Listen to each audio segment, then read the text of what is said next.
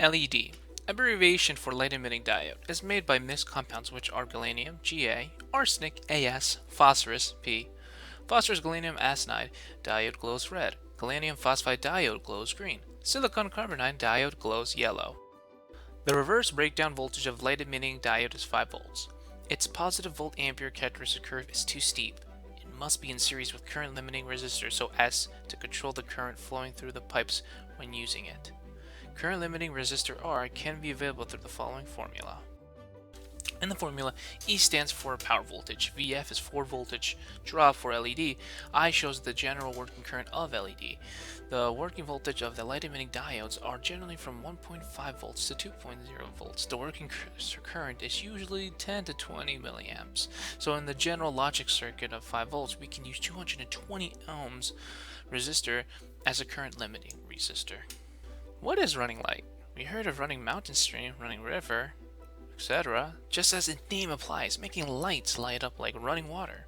Our purpose is to achieve the effect of a single light glows from left to right. Then all the lights glow from left to right, and this cycle continues.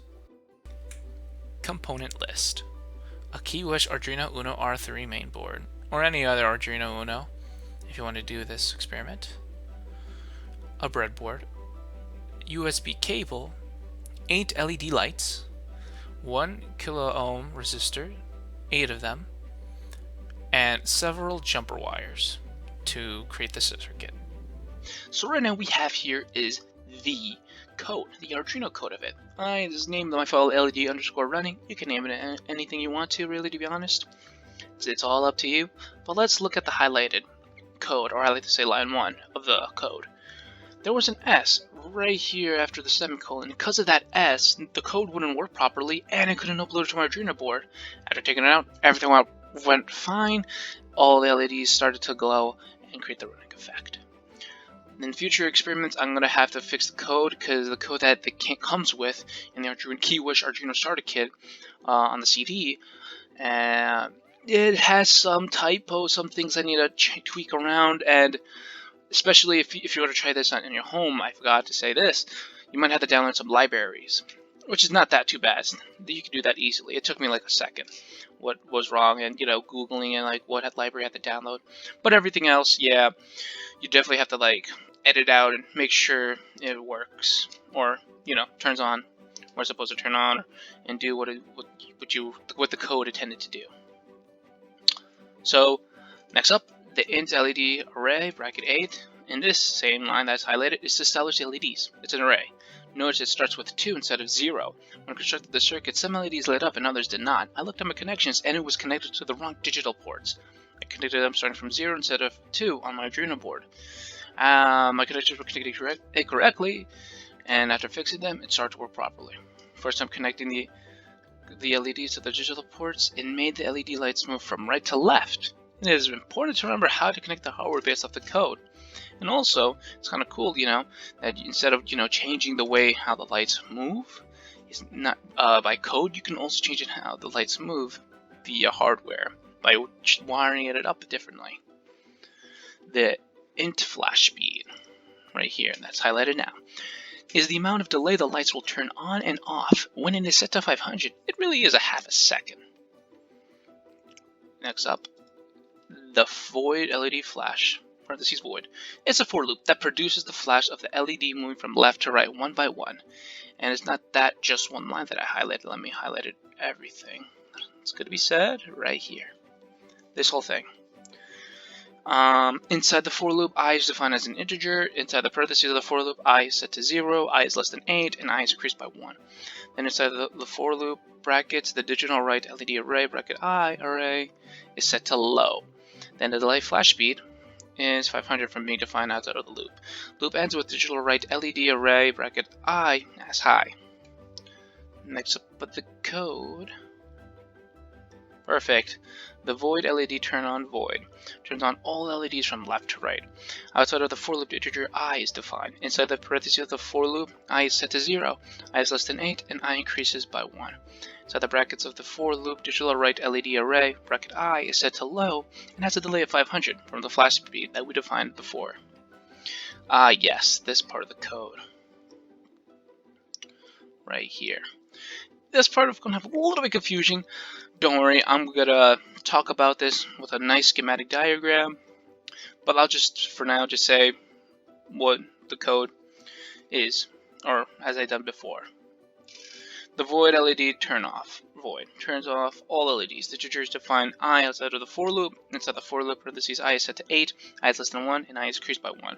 Inside the for loop bracket, digital right LED bracket I is high and has a delay of 500. Next up, the void setup. The void setup is where the setup code is written here to run at once. Outside of the for loop, integer I is defined. Serial.begin is set to 9600, which is the standard. Inside the for loop parentheses, I is set to 0, I is less than 8, and I is increased by 1. Inside the for loop bracket, the pin mode has an LED array bracket I set to output, and additional right has LED array bracket I set to high. The for loop sets LED control pin default high to turn off all LED. And last but not least, the void loop. The void loop is where you put the main code to run repeatedly. Serial.println for the statement start flash LED, then the previous defined loops LED flash, LED turn off, and LED turn on are in the main to be run repeatedly. And next up is going to be the schematic diagram, where I explained previously what really turns off the LEDs. Which actually I did say it before in the void setup, and default high to turn off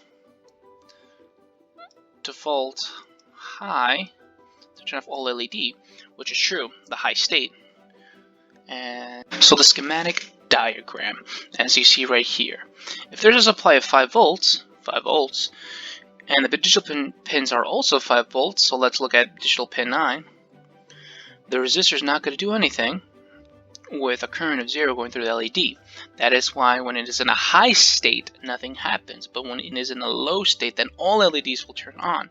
In a low state, the positive and negative interact, turning the LEDs on like a 0 in a microcontroller.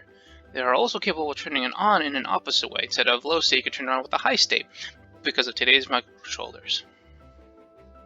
And that's how you really turn on the LEDs. And originally, just looking at it, I was really confused. I was getting to that point, like of understanding what really turns on and on off, but that code threw me off in the for loop. How it already started with 8, and you were increasing it by 1, but I has to be less than 1. Instead of decreasing it, why would it be? But it doesn't really matter since it's looping it. So, yeah, we're talking about states here. So hopefully this helps, and definitely helped me understanding how the red LED lights turn on and off. High state turns off, low states it turns on. Program principle. Firstly, we set number 2 to 9 pin at high level, namely the initial state of all LED is putting out, and then switch the number 9 pin at low level, so the farthest left LED lights up.